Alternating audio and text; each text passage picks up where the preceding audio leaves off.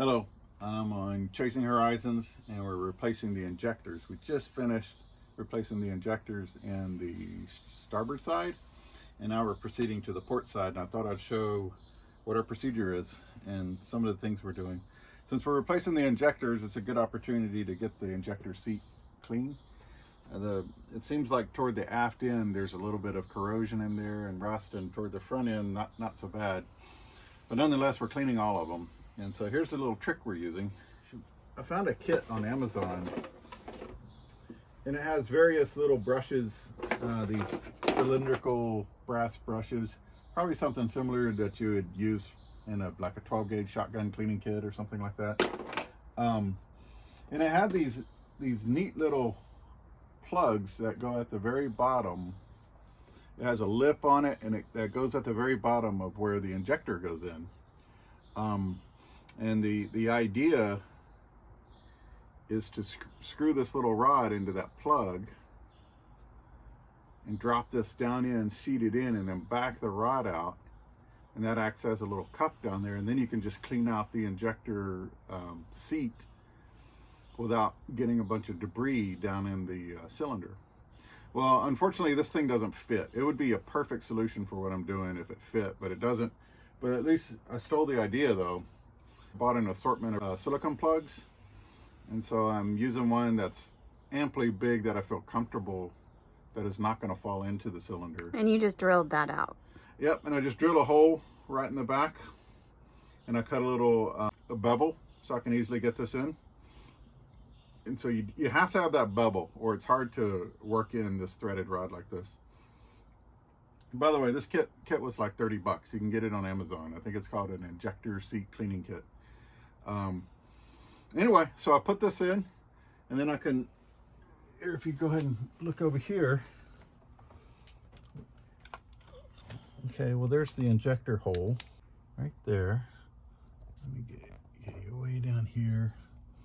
You can look at what I'm looking at, and you can see it's a little bit crusty down there. It's not terribly bad. You'll see on the aft end it'll be a little crustier, but anyway, I'm going to clean it out since I'm down here. A little WD-40 and a little just cleaning it out with a wire brush. So here we go. We're going to take this guy, put it down there, seat it down in the bottom, and then I'll just back the threads out while I'm holding some pressure, and the rod comes out, and I can clean it at will, at least most of the top of it, without worrying about debris falling in there, and then we can vacuum it out as well while we're doing it. So here we go. In fact, I'll go ahead and get started. You just turn that switch on. I'll hold both of them.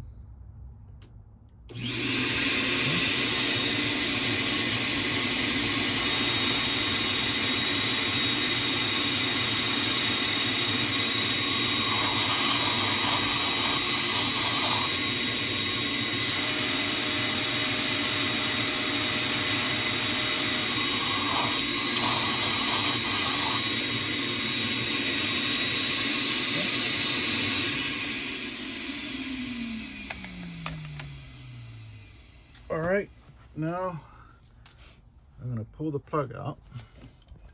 So I just go down there, and since it's got a bevel in the back of the plug, I can just turn this rod in there with the threads and grab a hold of it and pull it right out. And it's not a bad idea to go right away with that vacuum again. Vacuum it out some more.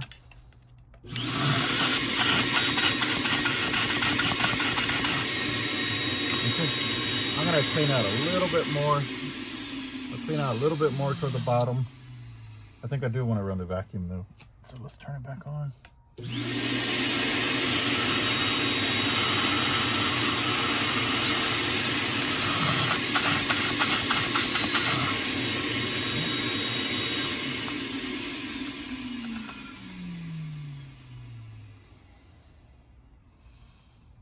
Okay. You want to show?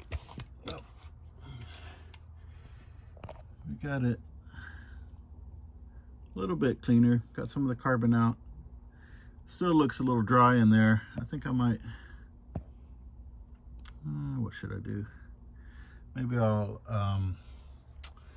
Well, I do need to spray some WD in there anyway.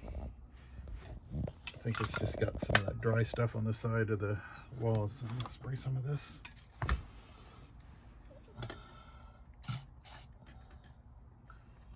One of the universal tools of man, of course. And yeah, got it ready to go. So let's drop that injector in now. They've gone off to a shop that specializes in doing this. They look a whole lot better than they went away. That's for darn sure. They look great. And most importantly, this little tip is not. This was all covered in carbon, every single one of them, and now it's all nice and clean. I don't know if they replaced that core part or not.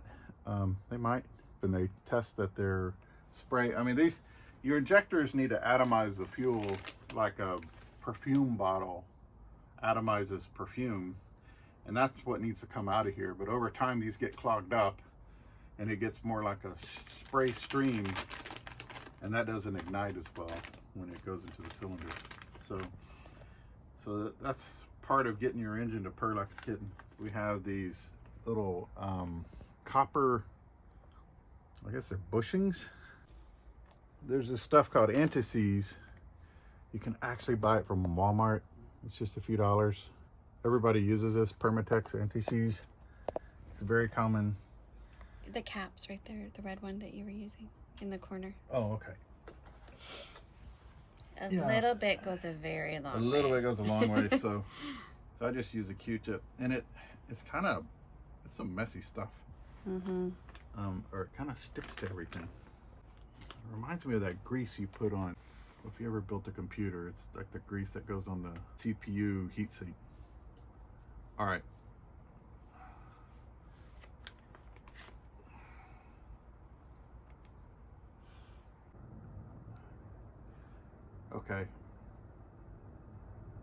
Okay, so we got it anti-seized up, and that'll be a benefit to us if we ever service the injectors again. It's supposed to help it come out more easily when we pull it out. And it also helps this little copper washer to stick to the injector when you're putting it in. It's very important that you do not touch that tip of the injector with this anti-seize. Let's drop the injector in. This engine is a Hino W06D. So here's the little fuel line that goes to the injector. That's the little pipe. You have to line these up, and then we'll tighten this up.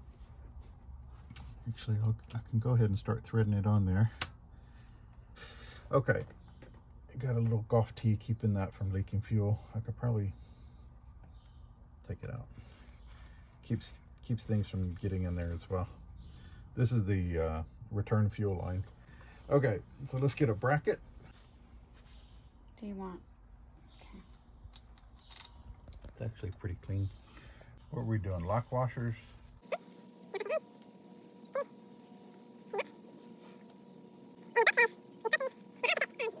I like to put a little plug in here until I get it assembled, just to keep me from dropping anything in there.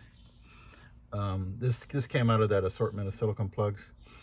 The book says to torque these down to 10 to 13 foot-pounds. Most of your larger torque wrenches cannot do this, so you need to get one kind of a medium small size that does inch-pounds instead of foot-pounds. If my math is correct, 10 to 13 foot-pounds, 10 times 12, right? It would be about 120 inch-pounds. I got it set to 125, which is about right for what we want to do. And you want to torque them evenly, so if one of these bolts is sticking out further than the other, watch out for it. This one seems to be a little lower. So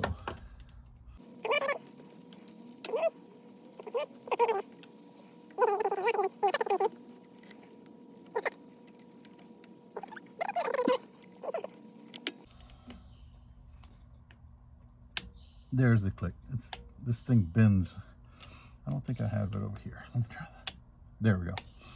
Okay, this thing will bend and break over a little bit. Now the torque wrench does not keep you from continuing to tighten it. all it does is let you know when it's at that torque. If you just kept on wrenching it, it's not like one of those drills that'll stop it with a slip clutch. This will actually let you keep tightening it. So you don't want to keep going after you hear the click. Okay, and that's it. That's installing one injector. We're going to continue to do all 6 and clean them as we go. And then we're going to install the fuel return line, and then we'll be done with our injector swap out. I don't have footage of when we took them out, but taking them out was kind of the opposite of putting them in. One last thing here, right? I think I was showing this. This is the fuel supply line here. Each one has, you can see these fuel supply lines, and it's a little nut to tighten it on. And so I'm going to tighten this on as well. Now I don't have like an open-ended torque wrench, and I don't have a specific torque for this that I could find. So I just kind of have it nice and hand tight.